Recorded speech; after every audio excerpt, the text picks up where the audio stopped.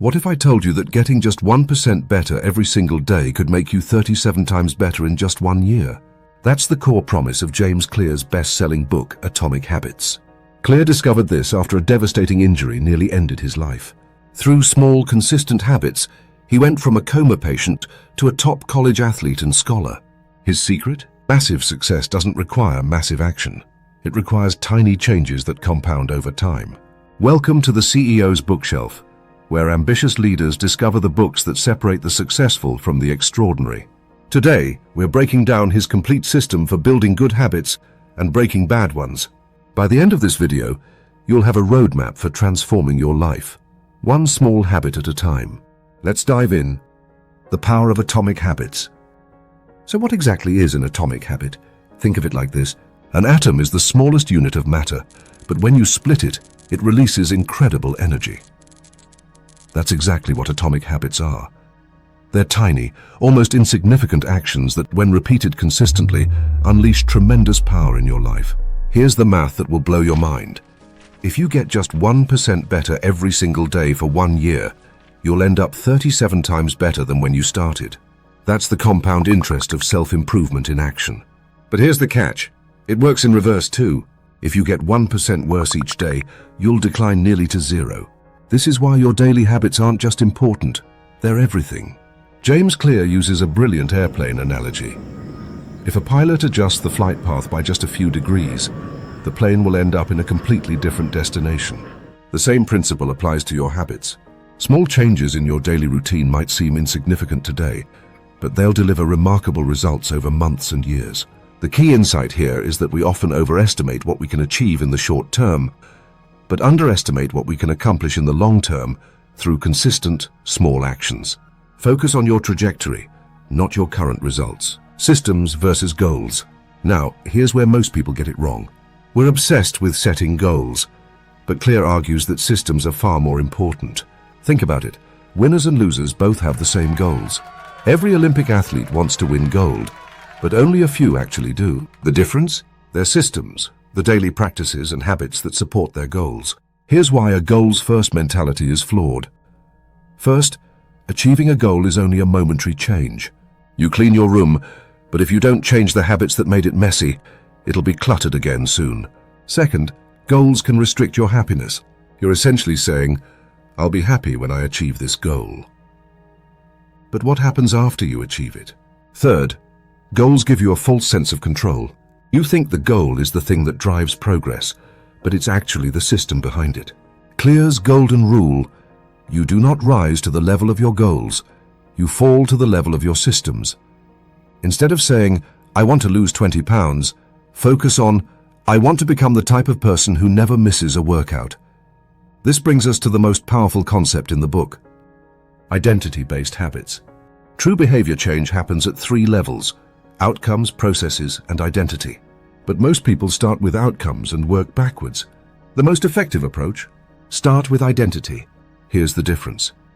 Someone trying to quit smoking might say, no thanks, I'm trying to quit. But someone with an identity-based approach says, no thanks, I'm not a smoker.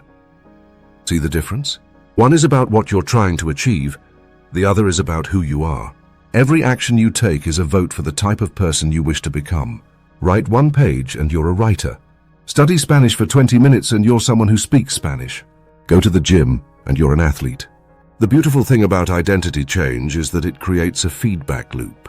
The more you act like the person you want to become, the more you believe you are that person. And the more you believe it, the more motivated you are to maintain those habits.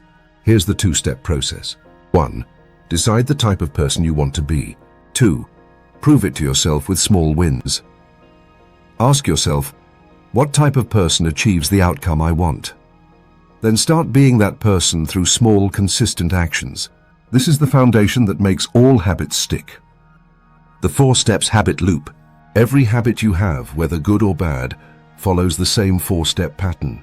Clear calls this the habit loop, and understanding it is crucial for changing your behavior.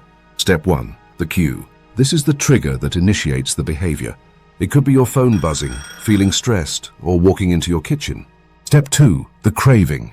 This is the motivational force behind the habit. You don't actually crave the habit itself. You crave the feeling it provides. You don't crave smoking, you crave the relief from stress. Step 3. The response.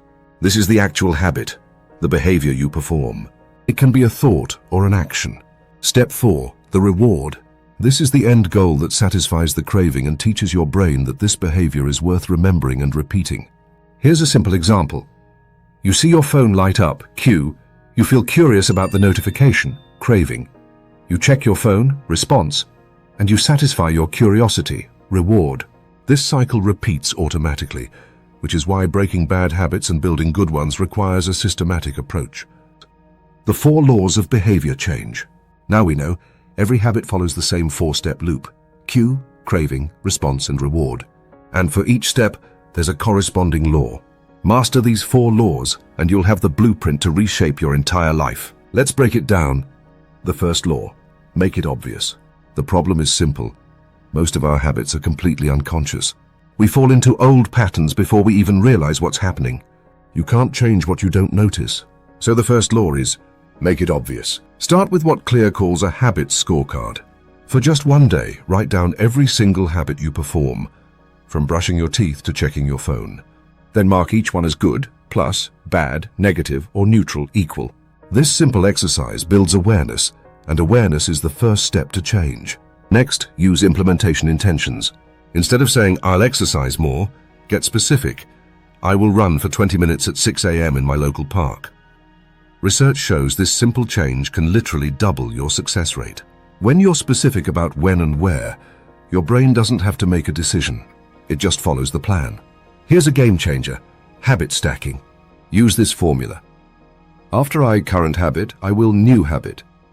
For example, after I pour my morning coffee, I will meditate for 1 minute. You're hijacking an existing habit as the trigger for a new one. Finally, design your environment. Want to eat more fruit? Put apples on the counter. Want to read more? Place a book on your pillow. Environment often matters more than motivation. To break bad habits, flip this law. Make them invisible. Want to stop checking your phone? Keep it in another room. Remember, Clear's golden rule: it's easier to avoid temptation than resist it. The second law: make it attractive. We repeat behaviors that are attractive, but it's not just about the pleasure of doing something, it's about the anticipation of that pleasure. Dopamine spikes when we anticipate a reward, not just when we receive it. This is why social media is so addictive. It's not the actual like or comment, it's the anticipation of getting one. Use temptation bundling to hack this system. Pair something you need to do with something you want to do. After I do 20 push-ups, I will watch 1 episode of my favorite show, want. You're literally making the hard thing attractive by linking it to something you already enjoy. Social influence plays a massive role in shaping our habits.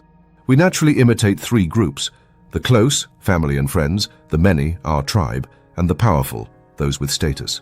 Want to get fit? Join a gym where everyone's already in great shape. Their behavior becomes your normal. To make bad habits unattractive, focus on their long-term costs instead of short-term benefits.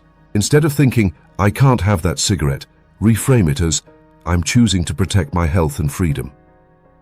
You're not depriving yourself, you're empowering yourself. The third law: make it easy. This law is based on a simple principle, the law of least effort. We naturally gravitate toward the option that requires the least work. But here's the difference between motion and action. Motion is planning, strategizing, and researching. Action is actually doing the behavior.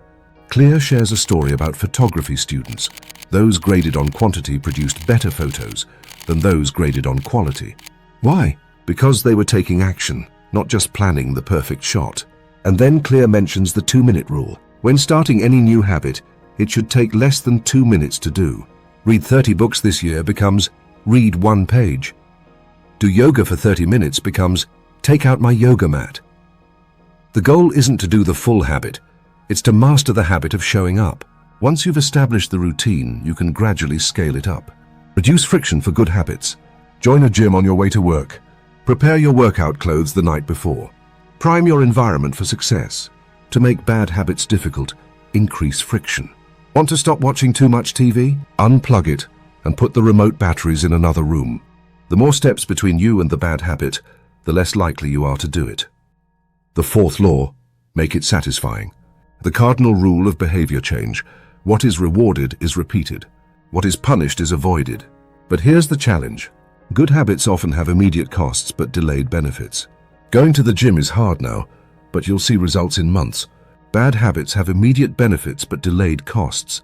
That donut tastes great now but affects your health later. Our brains are wired to prefer immediate rewards, so we need to add immediate pleasure to our good habits. Use habit tracking. Get a simple calendar and mark an X for each day you complete your habit. This visual progress is incredibly satisfying and motivating. Jerry Seinfeld used this method to write jokes daily. He called it, "Don't break the chain."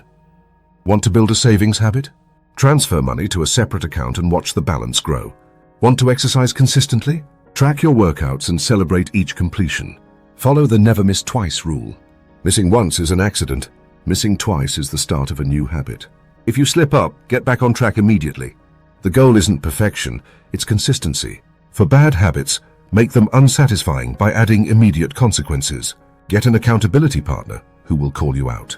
Create a habit contract where you pay a penalty for not following through. The more immediate the consequences, the less likely you are to repeat the behavior. Small habits don't add up, they compound. Success isn't about making one massive change. It's about building a system of tiny habits that compound over time. Start with identity. Who do you want to become? Do a habits scorecard. List your current habits and evaluate them. Pick one habit to start. Stack it on an existing habit. Design your environment. Make good habits obvious and bad habits invisible. Start small. Use the 2-minute rule. Track your progress. Never miss twice. Thanks for watching. Don't forget to subscribe. Remember, you do not rise to the level of your goals. You fall to the level of your systems.